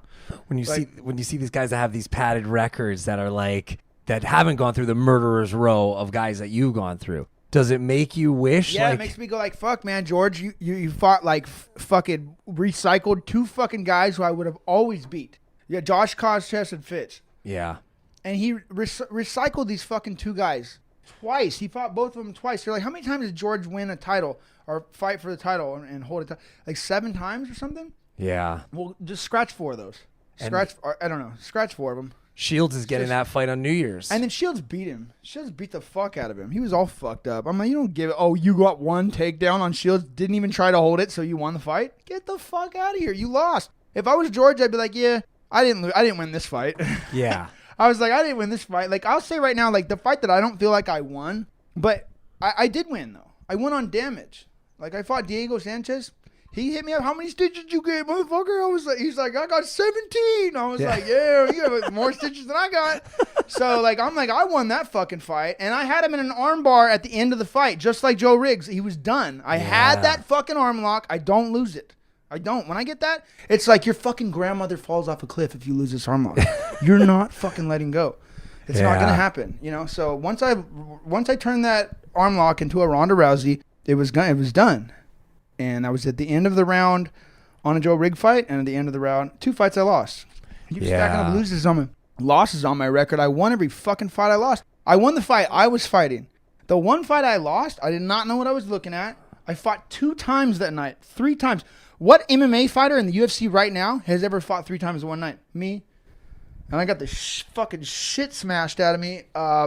In the last fight of that night, I had 2 really good fights. I come out not even having no clue what I'm looking at. My stance is all whack. I'm doing karate out there. Because that was a tournament. This fucker just tightens up with his elbows in and just pow, cracks me with a jab. I'm like, whoa, what the fuck was that? I'm on the floor. You know what I mean? I'm fucking back up. Bam, I'm back down. I'm like, fuck. And then I'm in the ropes. I'm like kicking in the ropes, and they stop the fight on me. I'm like, I'm not unconscious, but I'm like, whoa, I'm fucking fucked up. So that was hard to deal with. I'm like, wait a minute, what the fuck? I'm better than this guy. So I fight him twice, and I beat him twice after that. From then on, I know what I'm looking at, and I spar pro boxers. And I know what I'm looking at. I want to be a pro boxer, like at least the equivalent. So what do? I find the best fucking boxer in the world at CYC. My guy, a good coach. Took me. He's like, we're gonna take you to get your ass beat today over here by fucking Andre Ward. He's a year younger than you, trying out for the Olympic team. And then for the next 6, 7, 8 years or whatever, I'm in and out of the gym sparring this guy and other pros that sparred this guy too, and other pros and other boxing community, and a real level of understanding when it comes to the boxing community. Do you have any like any of these MMA fighters that are out there? None of them are boxing fans. None of them have actually seen fights. They haven't seen the fights I've seen. They don't know the trainers and the way they talk, the lingo. There's nothing. They have nothing. They have no understanding. McGregor is is going down that road. Why? Because my brother beat the fuck out of him. My brother beat the fuck out of him on 13 days fucking notice. Fucking dropped the 1-2 right on top of that bullshit, and he's a counter puncher. My brother doesn't really understand that to the fullest. Like I don't want to say he's behind on an understanding. I mean, like I get in there spar with him. I fucking it's like I don't even spar with him. You must have been freaking out in the second fight. Were I'm you just pacing, I'm going looking at nuts? I don't want to say he doesn't understand. He does understand. I'm just going I want to say oh, I would have done this. It's easier said. Right. It's easy Monday to say morning. that. I'm just like, this guy's a counter puncher. Don't throw any punches at him. I'm sitting in the fucking room. I'm not in the corner. If I'm in the corner, I think he would hear what I'm saying. He'd be like, oh, I'm stupid. Okay, do this. But I'm not in the corner. I can't do anything to change the outcome of this fight. I'm watching the fight around a bunch of fucking yuppies or what? Yeah, I don't want to say that. Yuppie's not a bad term. To become right? one of them. I don't know. So I'm freaking out. I'm like, oh my god, what the fuck? Why would you do that? I'm just freaking out. You're seeing different angles, and you would have, if you were in the corner, if I was in the fight, I think that I just there's certain do's and don'ts, and he just slipped up a little bit first round. I mean, in my opinion, it didn't cost him the fight because he won the fight that I would have wanted to fight. I mean, if I could have chose either guy that I would want to be after that fight, win or lose, money or whatnot, I'm like, I don't want to be McGregor. I don't want to live with myself for the rest of life knowing that I went out there and that's how it went. My brother, yeah, he took a shot, went down. I don't think he was hurt. I think when you're baiting him into a ground situation, when you're footed, or when you're the way you're standing, like it. If someone times the punch right, you can't take a step back. And when you do get hit, and it is like it turns you all the way around, you don't want to turn back into more punches. You sit your fucking ass on the ground. But you know what? That's a death sentence for anybody who doesn't work as hard and have an understanding of where they're at on the ground or on bottom. If I get hit, I'm sitting on my ass. And you come in to attack me and you fuck up, you're going to end up, I'll have the blindfold on, I'll put you in a fucking choke, or you end up in a bad position on this whole thing get turned around. That's why when he did land the punches, he didn't try to jump in. He's like, come on, get back up. I'm going to do that again. And then that's when your opponent starts to worry and freak out, and the crowd starts to fuck with you too. And like, now it's working for this guy. He's making it work. Fuck that. Fuck that. That's not. I've already put. I already think way ahead of all this shit. My brother has got a lot going on in life. First time he ever had a big show. First time he's ever been on a big press conference. He's the big. You got McGregor's already ready. He's already like, just sitting there with his stupid outfit. That's what I'm saying. You know why I didn't make it to my press conference? I didn't even have the right shit to wear. The press conference, I got pulled out. I scored this deal because I was going to fight Jeff Lacey. Pro boxing. Right, They're like, you're dead. I'm like, no, I'm not. I'm going to fucking beat his ass. Watch. And that would be they huge. So they give me the fight with George St. Pierre, and then I don't show up to the press conference, so they pull it, and I have to fight two fucking guys before I get the fight back. And 2 guys before I get the fight that I already earned back. What? The 2 fucking baddest motherfuckers on the planet. What? I mean, like, you can't keep me down. I'm back. I'm going to fight the guy still. I beat 2 fucking badasses, and I'm coming back to still fight the guy. And my point was they fucking pulled me from that press conference after I had the balls to go and be a pro boxer. You know what I mean? Like, and that you should still do that. When your contract is up. Well, I'll be 40. Come on. They cross their T's and dot their I's. But look, you could be like a Bernard Hopkins type. I mean, dude, I don't want to be that guy. No, I don't even want to be me right now. It's honestly like, what about commentary? Residual effects from all this shit.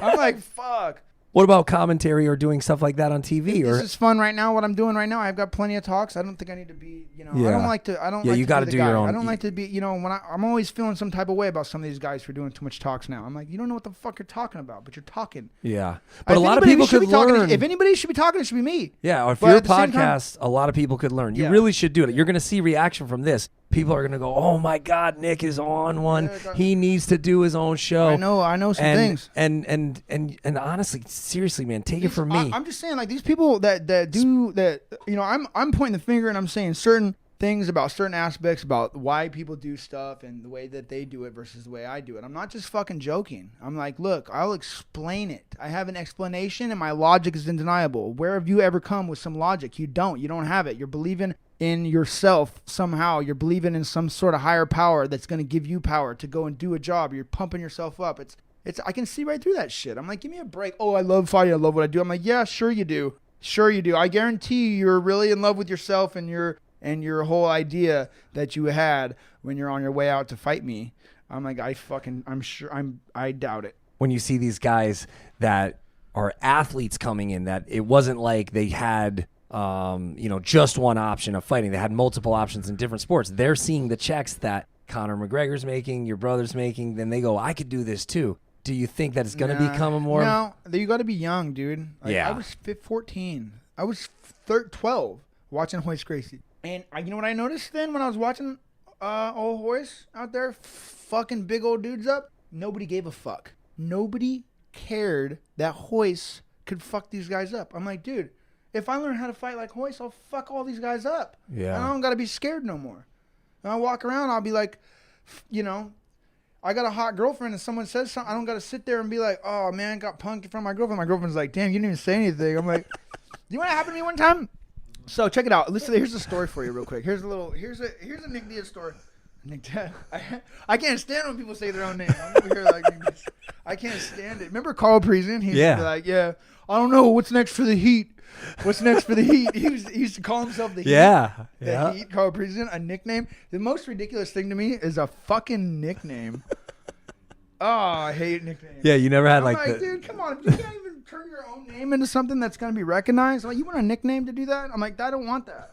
So what But happened? anyway, you were with your girl? So I trained in a, I had a, my sensei, Eric Shingu. I used to do Goju-Ryu karate, and Eric was a purple belt under Caesar. I'm like a white blue belt at the time. I found Eric. Eric is teaching jiu-jitsu in Lodi, and with the gi. So Steve Heath is fighting. He's about to fight Chuck Liddell, training in Animal House Gym, instructing over there. Has a life on the side, has fights coming up, and is teaching there. Gilas, and then Val Ignatov is there too, and he's teaching Sambo. So I'm learning all this shit, and then I learned from this guy Gus that was under Castiel Warnick from Sacramento, who would come down, and he would kind of give a class too at the Animal House Gym. He brought me a gi. I bought it for him for $100. It was a Krugen's.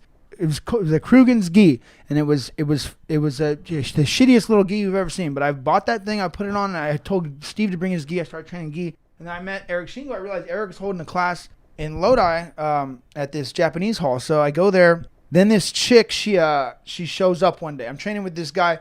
One guy's name is Toby. He's Mexican. He can hardly speak English, and he's a big dude. And he used to box pro. So I'm learning a little bit of boxing from him and coming up on some understanding. I watch him hit the bag, punch the bag, and I'm going like, whoa, you're actually like putting some fucking like weight behind these punches. So I immediately from 15, I understood the difference between a kickboxer hitting the bag or punching something versus someone who's actually like understands how to stand right and fucking put some leverage on some real shots. And so anyways, this chick walks in, and she's the fucking hottest girl I've ever fucking seen in my life. I could not believe it. She walked right into my, at the time, I'm from Stockton. I'm like, you're not, okay, you don't watch TV? Yeah, but who cares about TV? I'm talking about what I've seen. And this girl, her name was Megan. Her name is Megan Hurd. I don't know if you're out there, Megan. No.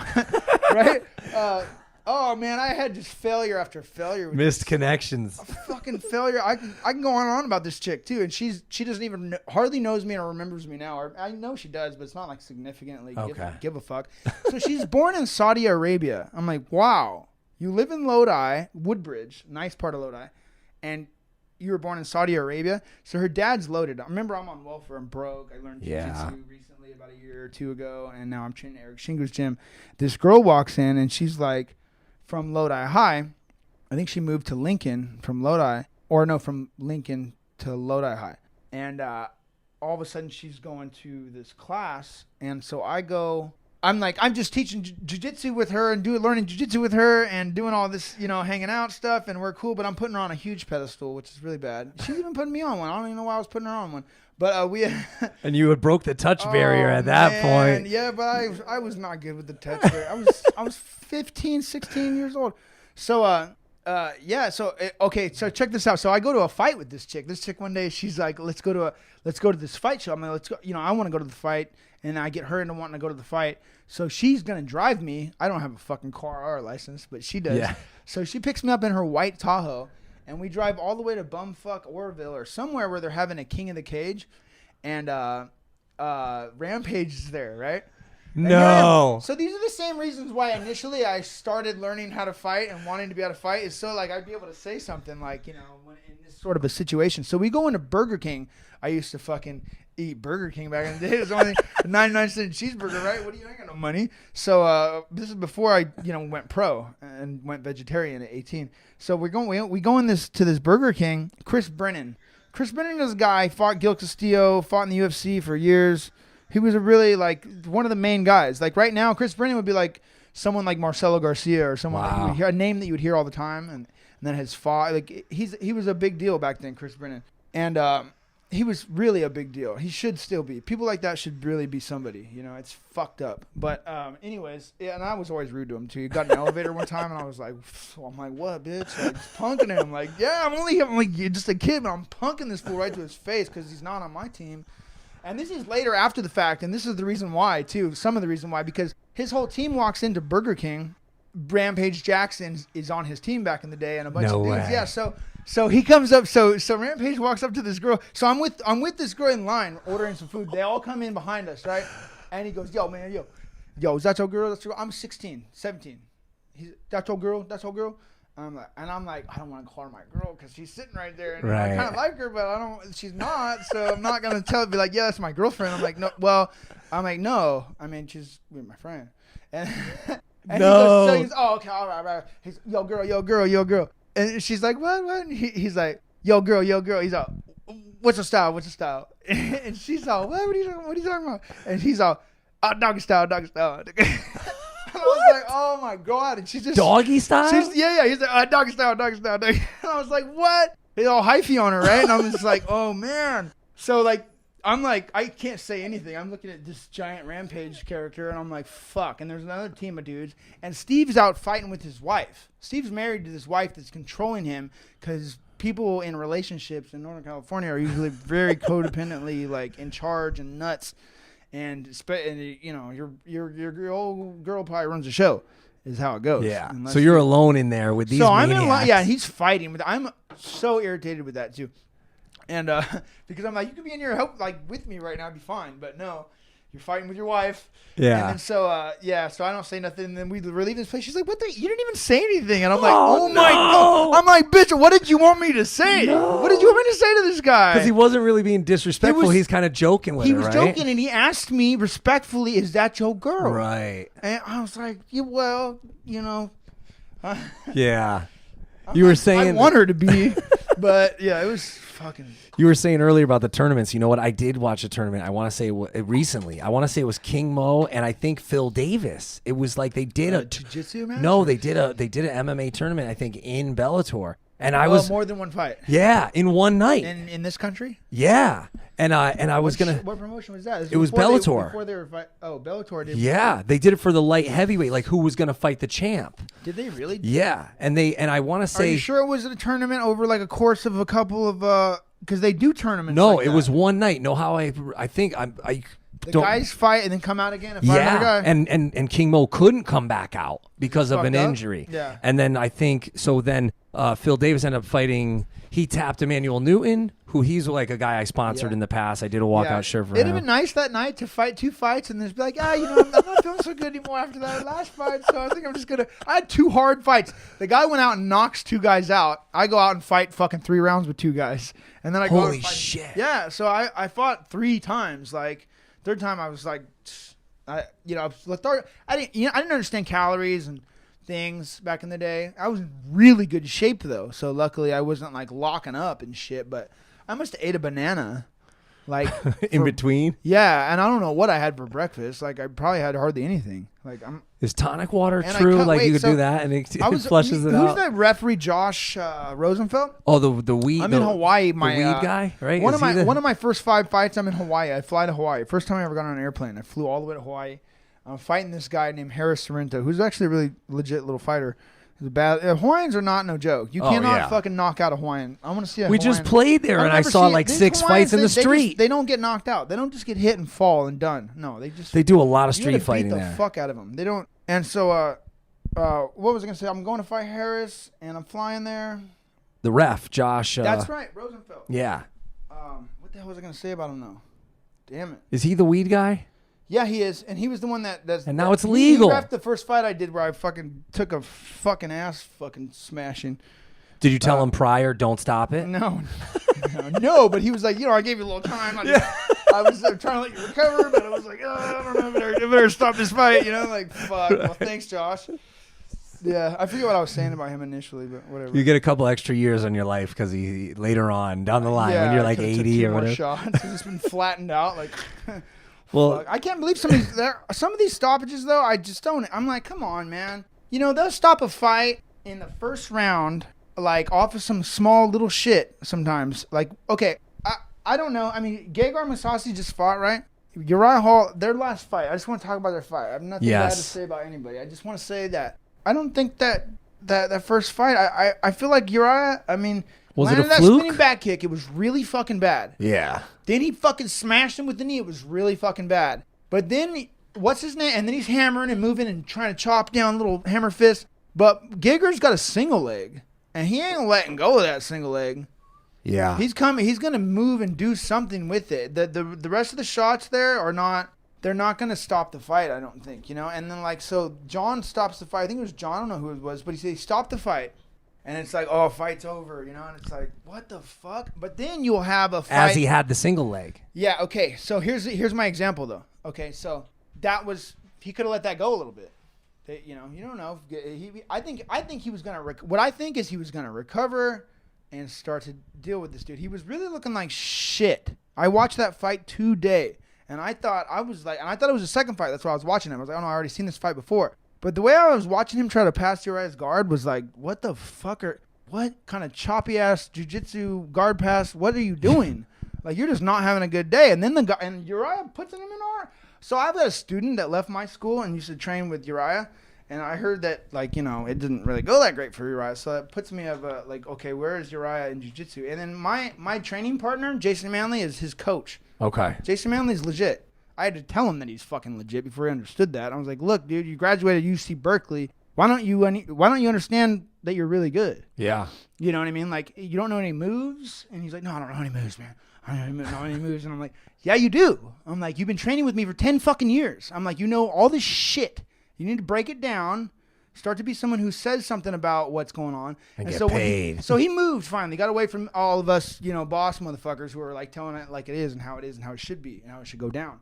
And then he started doing that, and he recruited he had Uriah Hall and whoever else in his school. He opened So up you over wanted Uriah to win? there. On account of like Jason, Yeah. But and I always shoot for I'm from the USA. I like to go. I like to go home team. A little Yeah. bit, not too much. It's not really nothing personal, nothing at all. I actually am a big fan. Masasi, he's a good fighter. I always thought when he knocked out the Jacare, I was like. Yeah, because I like Jacare too, but like, look, he's a fighter. Jacare's a jiu-jitsu guy. Now Jacare's a fighter, but that's because he had to learn from like how it goes down. You know what I mean? Right. Like, yeah. So. Because Rockhold knocked him out too, right? Jacare? Yeah. I was trying to follow up on that today too. I was like, what happened in the old fight? I don't really know. I was watching clips of it. So Hall lost in this rematch because I haven't seen that yet. I believe that. Yeah. And as Early stoppage? as should have as Okay. I would have expected. Like Uriah is great. He's explosive. He has little. He puts it together real quick. Like just explode. Boom. Wins. And I'm like, oh, you really got to watch a guy like that, and you really got to stay on him, and you can't fuck around. And the way that he was going about that first fight, I don't think he had it all there. He wasn't all. I don't think he was all himself that day. And then and I didn't even watch the second fight, but I know he won. So. But originally I'm like, okay, the stoppages. I'm like, so sometimes you have Hector Lombard gets mounted by who is that, Magny or somebody? This new guy. Yeah. And they didn't stop it. And he come back. Just let him just take like 600 punches in the head. Like, you just got your fucking head busted. Like, you could not get away. Can't get out. I'm like, if I'm a ref, I'm going like, nope, you're done. I'm like, look, bro, you want to argue with me right now? You couldn't get out. Fuck off. You're done. You lost. That's it. Over. Waving my hands. Nope. That's how it is in boxing. Right. So, but then they'll stop a fight like Jake Shields and Jake Ellenberger. Right. I fucking know Jake was going to win that fight. Yeah. I fucking know he was going to win that fight. Jake's better than that guy. And he was going to win that fight. Were you in the corner? Little baby hammer fist. And then when they fight, and they stopped the fight. And, it's just... Were you in the corner during the Palhares fight? Because I just rewatched that, and I was so mad watching that. It's hard, too. Like, my brother fought Josh Thompson, and my brother wasn't knocked out. And I'm glad they stopped the fight. Right. Because it's my brother. Yeah. I don't care. I want him to stop the fight as soon as it starts. But at the same time, like, he wasn't he's never been knocked. I've never seen my brother unconscious ever. He probably saw me fucking eat shit that one time, and I was a little loopy afterwards. Probably never wanted to deal with that ever. Right. Probably never. And I got the shit drilled out of me too. When I first started training, I sparred this big old fucking 260-pound fat motherfucker that ran the gym, and he was basically started eating shit when I started fucking putting punches right in his face. Yeah. And then he was like, I gotta get this fucking kid, because he didn't expect that. And I didn't expect that. But Were I you was, concussed But I at was that putting point? it on him, and he fucking cracked me. He got me into the corner to where I couldn't even really move, and just wow, fucked me up. And then it was like, "Whoa, no, I fucked you up. You're done." I was like, "Oh yeah, but I am kind of done, you motherfucker." You know what I mean? How But did you had know? me, like, Did you pin know me you in had a corner concussion or what? I definitely had a concussion. Yeah. I was fucking nauseous later. I was fucked up. Yeah, you don't want to. You know what I mean? Like, so I know better. Like, people are like, "Well, you never get knocked out." I'm like, because I don't want to fucking get knocked out, motherfucker. Fuck Yeah. you. I'm like, I do everything I can do. I'm not like, I'm well aware of. I'm trying to enhance my sense of security. I came up with these terms like on my own. Like, I'm like, I need that training all day long. When I know I have a fight ahead of me is what is going to enhance my security. That's factual. I know that. My logic is undeniable there. That's what I will do. Then I understand right away when you are not doing that. I'm like, you're not fucking doing what I'm doing. And you're your not career's capable. been You're longer not because of capable. that, I'm sure. Even with the time that you have, I'm like, please go and try and do the things that I've done to get to where I'm at. Because guess what? You will see that it is fucking fucked. And you will try to do like a little bit of it and you won't even amount to like a small amount. I'm like, Yeah. go ahead. That is the right thing to do, but it's not. You're too late. I fucking will smash your shit.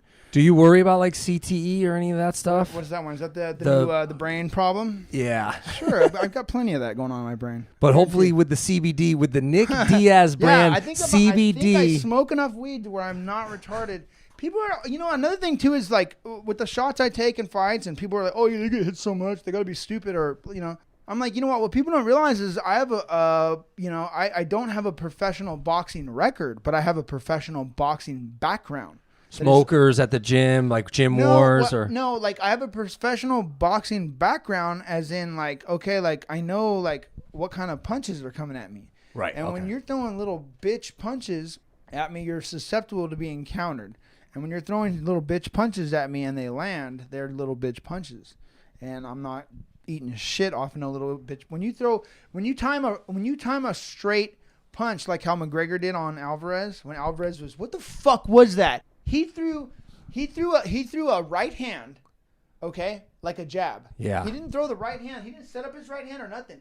He poked two right hands out there at that guy, stuck his head forward, and threw two right hand arm punches at McGregor. McGregor slid back a half an inch like motherfucker. Oh, and it just missed. Like, yeah. What's that shit? Bow! Fucking crazy. Yeah. I'm like, what? And like, I mean, like, he come choked on. in the fight with Cerrone though too. I mean, and I thought he trained like somewhere where there's Timothy Bradley or somebody. I'm like, you didn't learn, yeah, but no, guaranteed him putting no work in with them. And if he did, Timothy's working with them, and is putting him in and putting him on a level like way down here. It's like, oh yeah, you're doing good. When I go to spar Andre Ward. You get hit Okay, hard. he ain't working with me. That's what you don't understand. People are like, "Oh, you spar Andre." I go fucking spar Andre. Like, I have a huge respect for Andre. I would never fucking talk shit to the guy. I would never be like, "Oh, I would take you down," or "Oh, I'd beat you at MMA." Right. I would never. I wouldn't. It's not even. I'm totally. He doesn't do that to me. Like, I don't do that to him. I've had good days in there with him. I've had really bad days in there with him too. But at the same time, like, there's a level of respect and understanding that goes on. But when I go in there to spar with somebody like that, you don't fuck around. Yeah. You Is go that the in there- hardest you've ever been hit? No, it's not about that. That's not about that. I got hit hard when I was, like I said, when I was a kid, and I had fucking dummies trying to fucking fuck me up. 37-year-old dudes trying to fucking knock out a 15-year-old. That's fucked up. I've had to deal with that. I understand that. But, yeah, I understand getting hit hard and getting fucking, knocked to shit and all that. It's a very clear understanding that I have. But as far as like, what it is when you go in to do some work with a high level pro boxer, like the kind of talks that were coming out of like the camp that McGregor was doing and the guys that he sparred and their reactions or their the South African you're boxer. like, okay, South African guy that, you know what, I would have beat the fuck out of that guy. If I had to sparred that dude, I'd have beat the fuck. I spar Andre Ward, motherfucker. I'll beat your fucking ass. Yeah. Like that guy, I don't know who that guy is. That guy's a boxer, a legit pro. I don't know who the fuck he is, but I spar somebody who I do know who the fuck they are. Yeah. And so does everybody else. And I don't fuck around. I don't go in there and he don't work with me. Right. He basically tried to work me over. Yeah. And I'm like over here like dealing with it. You know what I mean? And learning how to deal with it and am dealing with it. And I come back and then make adjustments. Or you know what they do? They don't call me. Right, and then you know. And then I'm like, oh, you That's like a motherfuckers are- compliment, right? Yeah, you know, like, I don't want to call me today. And like, no, but you know, that's fine. All I'm saying is it is what it is, but I can see what it is when you have other legitimate pro MMA fighters sparring and communicating and working boxing within the boxing community and on gym doing some sparring with somebody on a legit level that I would probably fucking beat the fuck out of. Yeah. I'll go in there, bring my trainer in there, and we go in there and we'll work on somebody. You know what? Like so Rodney Jones was ranked 5th in the world. He fought Corey Spinks. This is a guy who I used to spar every fucking day. Wow. Every fucking day I'm doing rounds. I got footage. I took it down off YouTube before anybody cared to watch it. But now I think it would actually be a pretty big hit if I let this thing rip. What does he weigh? He was 154. Okay. 154. I mean, like, I'm naturally 178, 175 when I'm sparring him. But a lot of the times these smaller guys get the better of dudes that are, like, you know, in those weights. And it was good for him to work with me because I was stronger and I was young and I kept coming. I was like a workout machine. Yeah. You know, like, I mean, like when you get on like a treadmill, it goes, you know, you get on me, you start, I'm going to work. You're able to work. I'm going to work out. I'm going to take punches, throw punches back. You have to work. And I got real fucking good real quick before I fought Robbie Lawler. So now when I was going into the Robbie Lawler fight, I'm going like, who did Robbie Lawler spar? Because I got in here every day with this motherfucker. Right. Who was fucking dropping sets on motherfuckers who are pro. And I watched them fucking get dropped and come out. And then I went in there and fucking sparred this dude and fucking sustained a whole workout. Wow. And I was like, how the fuck? Big confidence booster. Yeah, because these guys were, like, this is what they do. They box. I'm a tough fighter. I'm a fighter, tough fighter. They are boxers. So when they're not doing as good at boxing, they know it. I don't know. When I'm eating shots to the head, I just keep coming.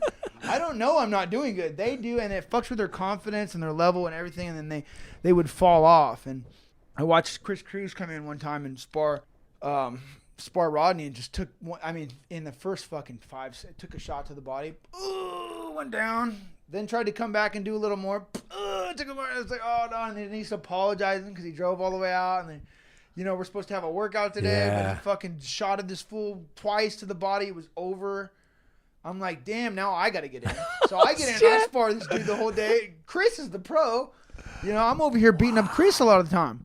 So Chris is pro. Yeah. I mean, like, he's got a belt. Pro is a big, right? Like, I mean, pro is a big word. Pro, you have these guys doing 40 amateurs, 50 amateur, 100 amateur fights. These guys are pro. That means they've already done that. What weight class is he in? What's that? What weight class was he in? Who's this? Cruz. Oh, Chris Cruz was my size. Okay. He's my size, yeah. Yeah. He's exactly, yeah, 170, 178, I think they usually fight at. So why? 168. So what would that be called? That's like light heavy, like that's light heavyweight or super middle. Super middle. Super middle is like 185. Why in MMA is the I know welterweight is like 147 or 154. I don't know. in boxing? Yeah. Well, yeah. Well, Nick Diaz, you are a fucking legend, bro. Thank you so much for the time. We got our guy. I got my guy coming here for you in a second. Hey. And I really appreciate it, man. This has been fascinating. And I'm telling you, I hope you get everybody on your Instagram. Everybody go to Nick's Instagram or his Twitter. Oh, yeah. Tell him, do a podcast. Go to Gas Digital because you got a lot of great insight. And people who are training any sort of sport should listen to you because you have a lot of really good things to say. And I appreciate it, man. I was in a pretty fucked up position once or twice. Well, thank you for the time, brother. Yeah, thank you. Wow, that was awesome. Nick was going off. Really appreciate him coming on. And thanks to Opie Radio for having us on. Opie was great. We had a good time. I ended up seeing Nick on the street. I was with Shalom Shuli, who he's going to be on the next episode. And we saw Nick, and I'm like, come up to Opie Radio with me. Come do the podcast. So it just worked out perfectly. Big thanks to Nick. Give him a follow on Twitter at NickDiaz209. On Instagram at NickDiaz209. On Snapchat, Diaz5150Nick. And then, of course, there's NickDiaz209.com. Really looking forward to his fight. Hope we find out soon what's going to happen. Also looking forward to his brother's fight. Hopefully it'll be part 3 with Conor McGregor. Let me know what you think. Give me a tweet at Jamie Josta or drop us an email, jostashow@gmail.com. I've been trying to go through those. And I will get to fan questions on the Shuli episode coming up soon. Go to josta.fanbridge.com or you can give me a like on Facebook gatedgenerals.com/JostaHQ, and I can check some of those messages there. That's it for now, everybody. Like I said earlier, I hope you have a great Thanksgiving, or had a great Thanksgiving, I should say. And I really appreciate all your support. Thanks to all you subscribers over at gasdigitalnetwork.com. Go check out those 2 Josta tunes that I put for free download and under bonus content. And that awesome track from Death I Am, and a bunch of other songs up that Ironaut song. There's a bunch of tunes up there. Let me know what you think. Let me know which one's your favorite. And I will be adding more soon as a little, bonus thank you to all you loyal subscribers. And let me know what other podcasts you're listening to over at Gas Digital, whether it's SDR Show, who's, I got to congratulate Ralph and Jay and everybody. They've been killing it on those iTunes charts. Also, Louis J. Gomez, big thanks to him and all his hard work for making Gas Digital such a kick-ass network. And check out his show. He does a show with Michael Bisping on Sirius Rush 93. You can check that out. I think it's every Thursday. And he's the co-host. It's called The Countdown with Michael Bisping. Next up is Shuli from The Howard Stern Show. Then I got a bunch of guests. Wait till you hear who I got coming up. It's going to be awesome. All right, everybody. That's it for now. I will be back soon. I'll talk to you then.